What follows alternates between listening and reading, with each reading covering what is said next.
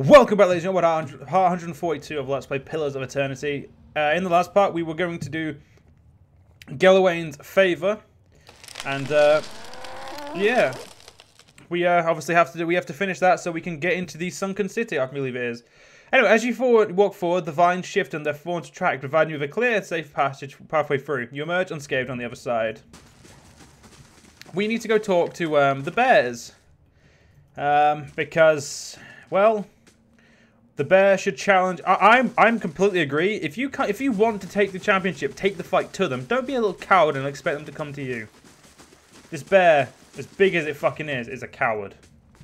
Come to see the great Oernos, Estramor? He's back from his hunt. Unlike that lioness, he doesn't stay cooped up in here for long. Why can't Oernos and go and fight the lioness? Because she holes up at the back of the maw, surrounded by her pride and the natural hazards of this place. It's not the proper way to meet a challenger. She's got to come out and face Oernos to keep her claim. Anyway, her prime is past. Putting that old beast down would be a mercy at this point. Oernos isn't the rightful champion. If you stand on the side of that toothless old bag of bones, then you stand in my way. A skilled hunter would make his own advantage. Why hasn't Oernos? Aiden scratches his unruly beard. You claim truth. In my eagerness to see a new champion, my eyes missed what yours have seen. He nods and sighs. If Oernos is the true champion, he'll triumph despite his disadvantages, just like Sol always has. I'll leave Oernos to his own fate then.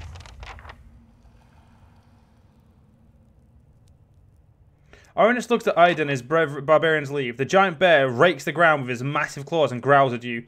The caverns seem to shake as Oernos charges forward. Why didn't you say leave him to fight me, you prick? I mean, come on! It's a bit fucking rude. Yeah. So I admit I kind of expected this, and I am ready to deal with the fact that I'm gonna have my head kicked in thoroughly. So I'm gonna need to summon some worms. And it's called evening these tables, and I like my tables extremely uneven, so that's what I'm about to do. And when I say about, sorry, I meant that's what I'm doing. Aggressive, aggressive. The defense self really doesn't work if you just want people to get killed. If you want people to stand there and let people kill them, then it works perfectly. But that's not what I'm here to do. And I want you to smack him with a nice one of volume that, please. Something tells me Gelwain's going to be surprisingly pissed off with me. I don't know why I said surprisingly. He's just going to be pissed off. Wait, do I have to do anything else for this one? Yeah, return to Gelwain at the tier everyone. Oh, yeah, that is this quest. So let's go do it. Let's go see the god of the hunt, the great hound. Let's see how pissed off I can make him. Something says extremely pissed off. At least that's what I'm hoping. We can't stay down here. Someone must go to the nest eventually. Two wood elves, a man and a woman, wear colourful robes embroidered with matching emblem, a winged egg. Apart from their clothing, they couldn't be more different. She folds her arms and continues scowls at the broken walls around them. He, on the other hand, mutters prayers, his shade-dappled face as tranquil as cloud of sky. Just how are we supposed to worship the Sky Mother from among the weeds, hmm? This is a disgrace. Calm yourself. We should be grateful that she protected us from the winged terror. Besides, even here we have a visitor. Yep. No, you don't. Fuck off. I can't be. I'm not talking to you. You seem like you're nutcases, so I'm gonna go do my job, which is currently killing I'm guessing. Wait, this is, ladies and gentlemen, this is some speculation, but I'm guessing Theos is a fucking Ingwithan. I've been thinking this for a while. I think I have said that, but I can't be asked going for 140 odd parts of a game just to figure it, see if I have. But I'm at least 90% convinced he is an Ingwithan. It would explain so much. Like his unnaturally long life, his such good, such strong, such great abilities in animancy. His understanding of Ingwithan ruins and stuff. He has to be a fucking Ingwithan. And I've just realised, ladies and gentlemen, I've had 2 tattoos done in the entire time this Let's Play has been done. Holy shit, that's amazing.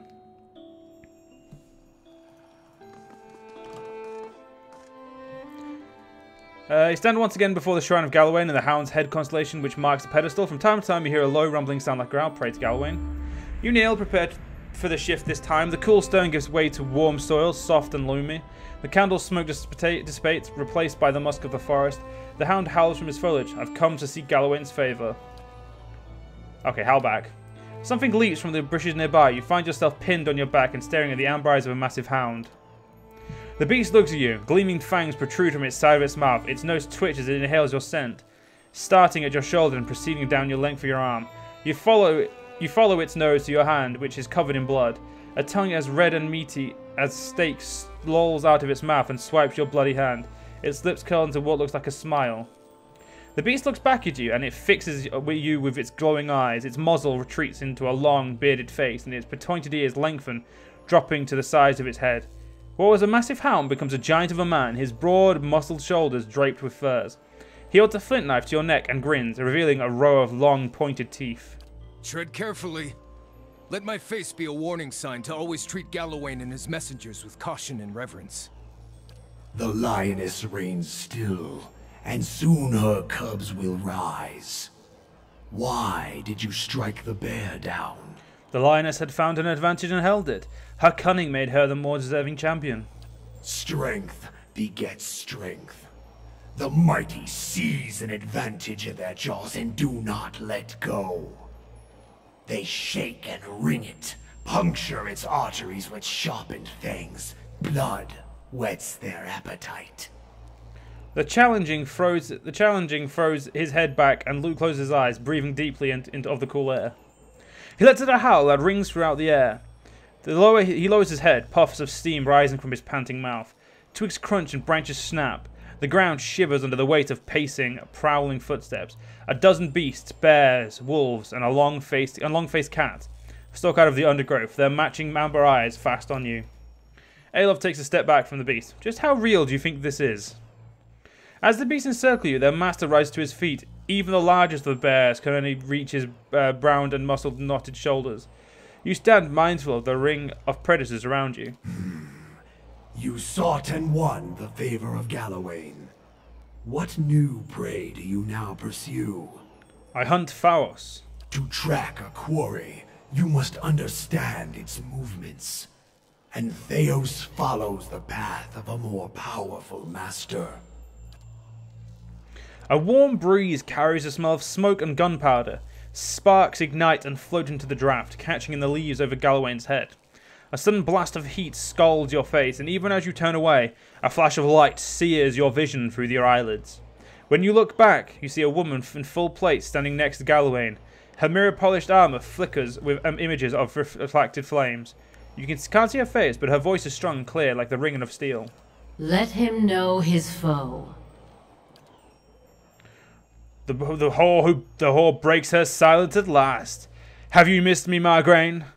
You have found others' loves, but surely none that was my equal. Margraine sends nothing in response. Indeed, she never even glances in Durance's direction. An involuntary tic causes the baggy skin beneath Durance's eyes to quiver. He says no more, his ruddy skin blanched white. Theos has trapped thousands of souls in sun and shadow like rabbits in a snare. Now, he goes there to retrieve the kill for his master, Woodiga.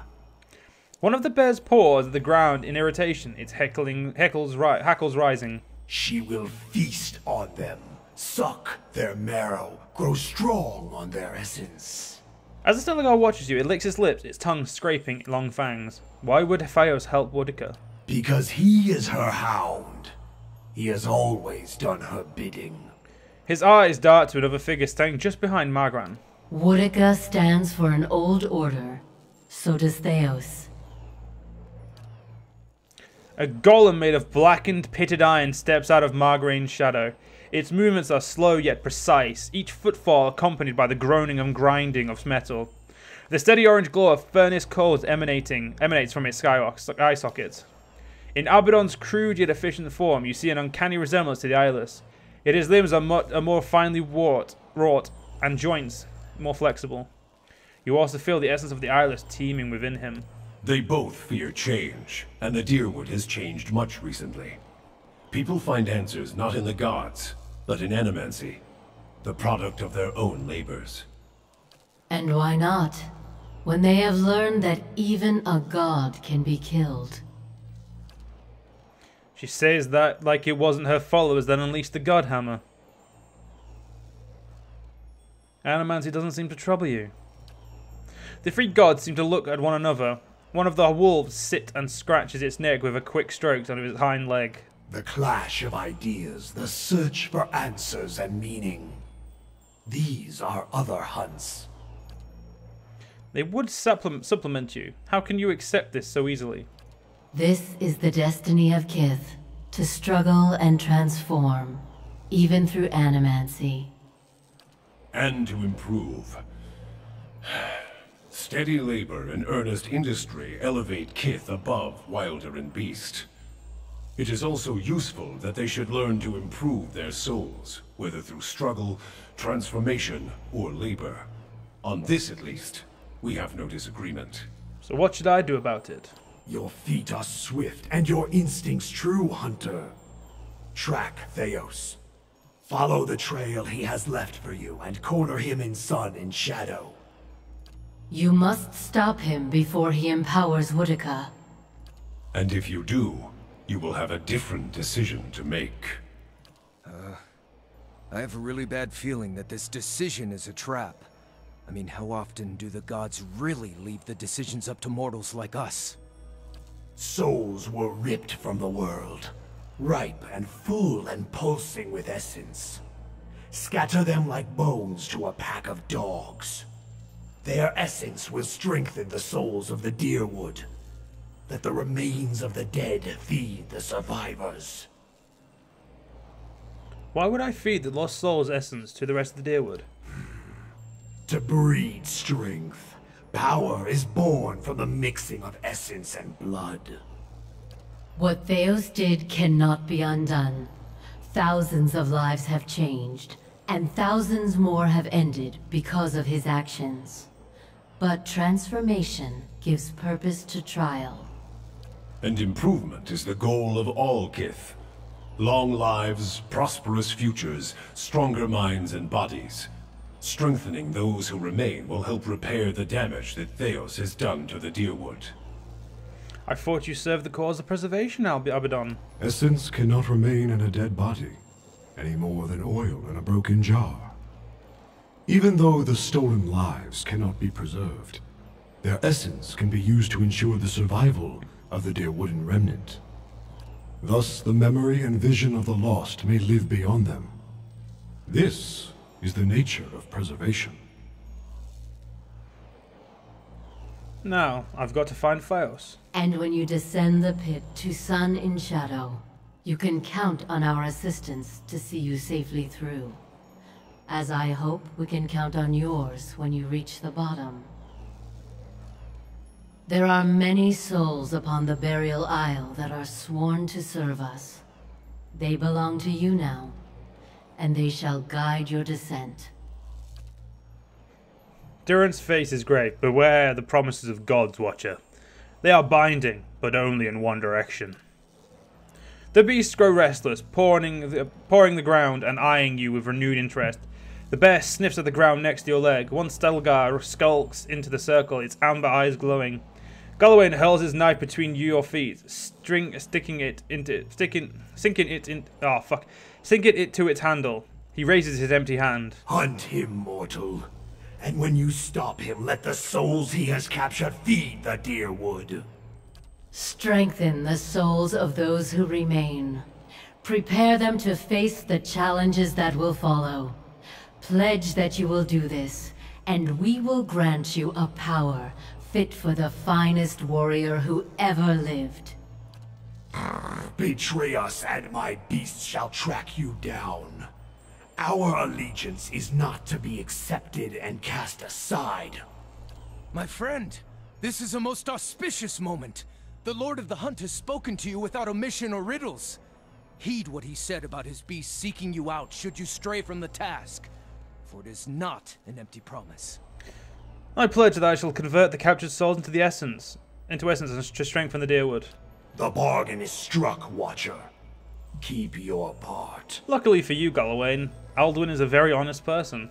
Gallowayne lunges for you and sinks a hatchet into your chest. You cry out, but the pain passes quickly. Energy and power seep into you through the wound, and when Gallowayne withdraws, the flesh knits again to contain something warm and pulsing with power. Adam was granted Gallowayne's boon. The vision vanishes in an instant, returning you to Tir Von, while burning candles replace the glowing eyes of Gallowayne's beast. Well, we gotta talk to good old Durance and see what he wants. What is it, Watcher? Does what we learned about Woodica trouble you? It stinks of her.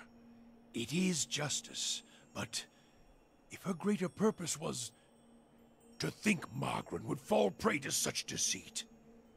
And Aethys. Widewyn had always claimed to be invading Deerwood to free it. What if it were true? What if he had come to stop Woodica's plot before it began? Surely Aethys earned his death at Godhammer Citadel, but not for those reasons. Not to keep him silent. If such a thing has brought about this chaos... Durance tilts his head and is as if listening to an inner voice. Then he frowns, the frown deepening as he speaks. Must we always be tools of gods? If Woodica and Margaret, if they are the cause of this, the Hollowborn, if the purges were never necessary, if Aethys was fighting back... Then your Godhammer didn't save Deerwood. It doomed it. So many lies. And Woodica, perhaps she is the next god to fall beneath the Godhammer. Durance's body continues to shake, his hands clenching white into fists. Sweat builds, streaming down the sides of his face. Would it have been better that you been spared this knowledge? No, I am glad to have walked this far with you, seen this truth. Perhaps it was what I was meant to see, with a watcher's eyes. All these dances of words and intrigues, machines of men, twisted, ripping the souls of children, and by the gods, the goddess of justice. If I could end her like Aethys, Margaret burned her once. One can do so again. Woodica, she must answer to her own justice. Justice or revenge? Anyone with a shred of spirit seeks both justice and punishment. It burns in the heart of anyone who lives. All seek it. If the world does not balance, we all drown in the oceans. And the gods would not care. Margaret, she must be redeemed. And punishing Woodica, that will serve. Do we know that Margaret was not a willing accomplice? Is this some final joke at my expense? To test my faith further? And why would you think that, Watcher? The others who made the Godhammer, they all died, didn't they? That's why I saw their symbols fade from your staff. If all you have are questions, then I have enough of those. She is a bitch of a goddess, to be sure. But even a whore only goes so far in crossing those she serves. I'm not certain, it's just a feeling I have. That is all you have, a feeling. If feelings provoked me to say every thought that crossed my mind, get gone, and leave me to my thoughts. No need to be a dick. Cheeky cunt. So, where are we off? Okay. Traveling to Burial Island. I don't actually know how to get there, but fuck it, we're going.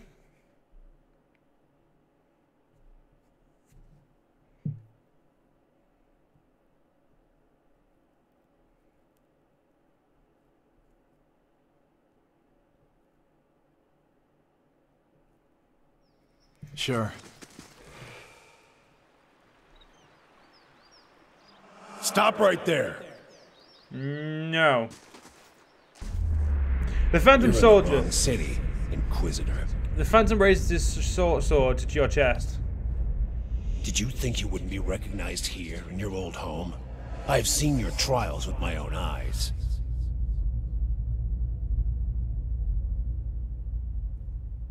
Okay. I have seen you light pyres with good people tied to them. People I'd known many a year. He seizes you by the throat and your airways tighten. Whether real or imagined, you cannot tell.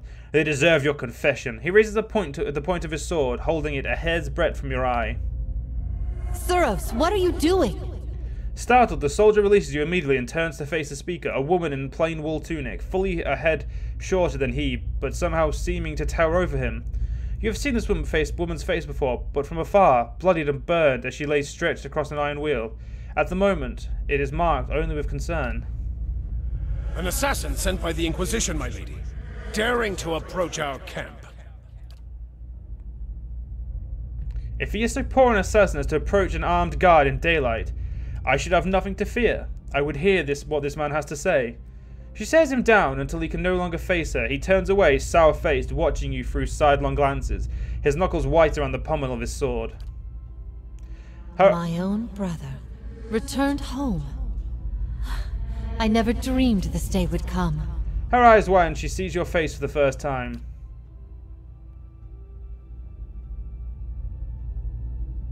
I had no place to expect it, not the way we left things. Grand Inquisitor Fios Ix Ackermon dispatched me here to span you. He don't blink. Are things so as desperate as that over there? I'd have never known. I hope your next assignment is more stimulating. Listening to my lectures is dull work for a spy. I thought for sure you were lost to me forever when I learned Theos had declared an inquisition. It's a great relief to see that our family was not so easily torn apart. Whatever your reasons, I've missed you all over all these years. Having you here now, at a time when I'm surrounded by strangers, is a wonderful gift. I would like for you to stay here, in our camp, as my guest. My lady Irvara, I beg of you. This is an Inquisitor. This is a desperate attempt on your life. The only way it can succeed is if you allow it to. This is a missionary, same as I was. Taught the wrong things as I was. If I can't have faith in one man's ability to reason, once he knows the truth, what hope do we have? My lady, he admits being a spy. That should make him less of a threat, wouldn't you agree? I have nothing to hide. All I see here is an opportunity to persuade someone who could help us. We have many former missionaries here. They are our most loyal, our most helpful. Many have died for us. These are not people we should be turning away. And if the Inquisition wants my life, they can have it. But they know as well as I do that my cause will not die with me. Come, we have much to talk about. Fucking strangers giving me visions all the time. Anyway, ladies and gentlemen, in the next part we'll continue on. See you guys then.